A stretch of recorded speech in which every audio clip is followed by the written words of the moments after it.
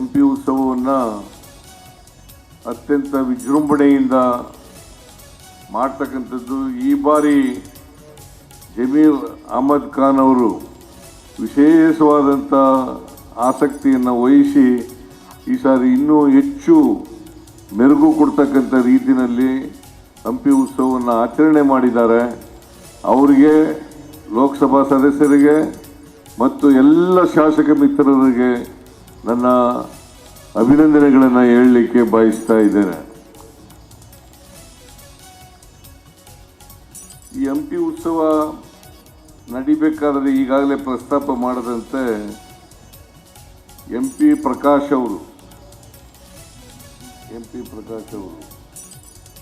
ಅವರು ಸ್ವಲ್ಪ ದಿನ ಕನ್ನಡ ಸಂಸ್ಕೃತಿ ಇಲಾಖೆಯ ಸಚಿವರಾಗಿದ್ದರು. ಅವರು ಮೈಸೂರಿನಲ್ಲಿ ನಾವು ದಸರಾ ಉತ್ಸವವನ್ನು ಮಾಡ್ತಾ ಇದ್ದೆವು. ಹಂಪಿನಲ್ಲಿ ಯಾಕೆ ಮಾಡಬಾರದು ಅಂತಕ್ಕಂಥ ಪ್ರಶ್ನೆಯನ್ನು ನನ್ನ ಮುಂದೆ ಪ್ರಸ್ತಾಪ ಮಾಡಿದ್ರು. ನಾನು ಹೇಳಿದೆ, ನಾನು ಫೈನಾನ್ಸ್ ಮಿನಿಸ್ಟರ್ ಆಗಿ ನೀವು ಏನು ಹೇಳಿದ್ರು ಕೂಡ ಮಾಡ್ತೀನಿ ಅಂತಕ್ಕಂಥ ಮಾತುಗಳನ್ನು ಹೇಳಿದ ಮೇಲೆ ಹಂಪಿ ಉತ್ಸವವನ್ನು ಮಾಡಿದ್ರು. ಬಹುಶಃ ಇವತ್ತು ಹಂಪಿ ಉತ್ಸವ ಇಡೀ ಜಗತ್ತಿನ ಜನರನ್ನು ಇಲ್ಲಿಗೆ ಬರಮಾಡ್ಕೊಳ್ತಕ್ಕಂಥ ರೀತಿಯಲ್ಲಿ ಆಗ್ತಾ ಇದ್ದರೆ ಅದಕ್ಕೆ ಕಾರಣ MP ಪ್ರಕಾಶ್ ರವರು ಅಂತಕ್ಕಂಥ ಮಾತುಗಳನ್ನು ಹೇಳಲಿಕ್ಕೆ ಬಯಸ್ತಾ ಇದ್ದಾರೆ. MP ಪ್ರಕಾಶ್ ರವರು ಈ ಸಂಸ್ಕೃತಿ, ಭಾಷೆ ಮತ್ತು ಸಾಹಿತ್ಯ, ನಾಟಕ,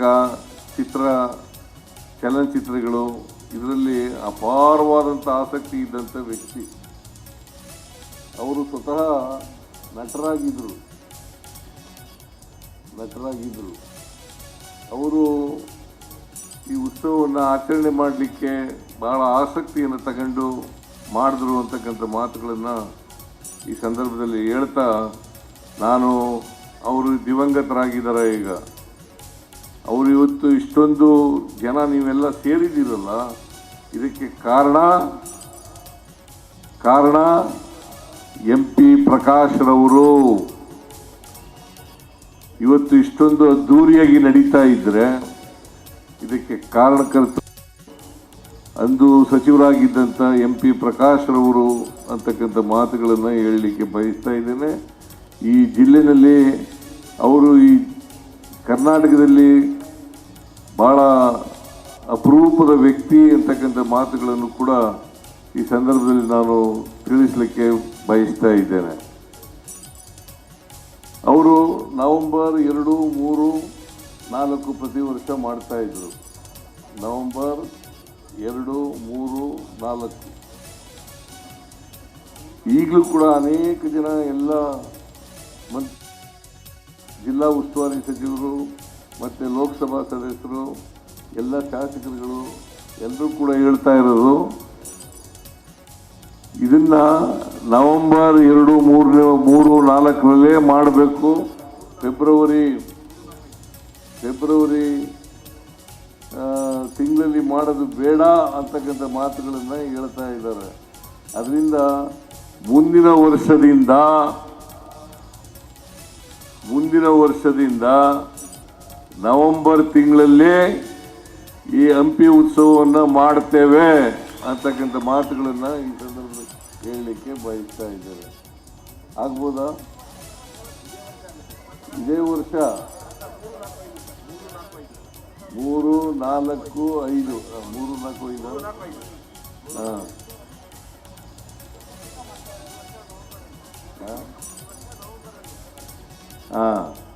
ಯಾಕಂತಂದರೆ ಫೆಬ್ರವರಿ ತಿಂಗಳಲ್ಲಿ ಪರೀಕ್ಷೆ ಸಮಯ, ಆ ಪರೀಕ್ಷೆ ಕಾಲ ಆದದ್ರಿಂದ ಇದು ನವೆಂಬರ್ ತಿಂಗಳಲ್ಲೇ ಮಾಡೋದು ಉತ್ತಮ ಅಂತೇಳಿ ನನಗೂ ಅನ್ನಿಸ್ತದೆ.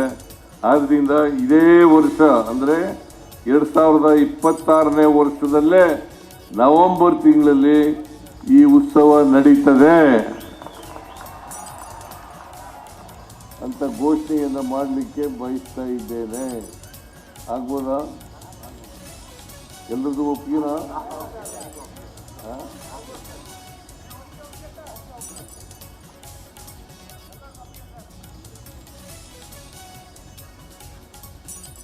ವಿಜಯನಗರ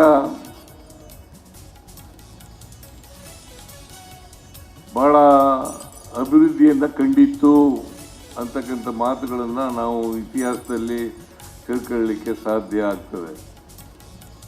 ಈ ಇತಿಹಾಸ ಎಲ್ರಿಗೂ ಗೊತ್ತಾಗಬೇಕು.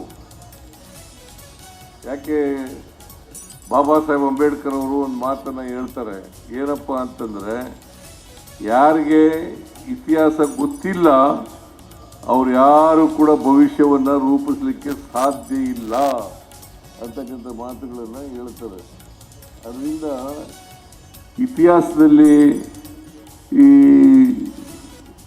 ಏನೇನು ನಡೆದಿತ್ತು ಹಂಪಿನಲ್ಲಿ, ಯಾರ್ಯಾರು ಇದನ್ನು ಆಳಿದ್ರು, ಮತ್ತು ಎಷ್ಟರ ಮಟ್ಟಿಗೆ ಸಂಪದ್ಭರಿತವಾಗಿತ್ತು ಈ ಹಂಪಿ ಅಂತಕ್ಕಂಥದ್ದನ್ನು ತಿಳಿಸ್ತಕ್ಕಂಥದ್ದು ಅತ್ಯಂತ ಅವಶ್ಯ ಅಂತಕ್ಕಂಥ ಮಾತುಗಳನ್ನು ಹೇಳಲಿಕ್ಕೆ ಬಯಸ್ತಾ ಇದ್ದೇನೆ.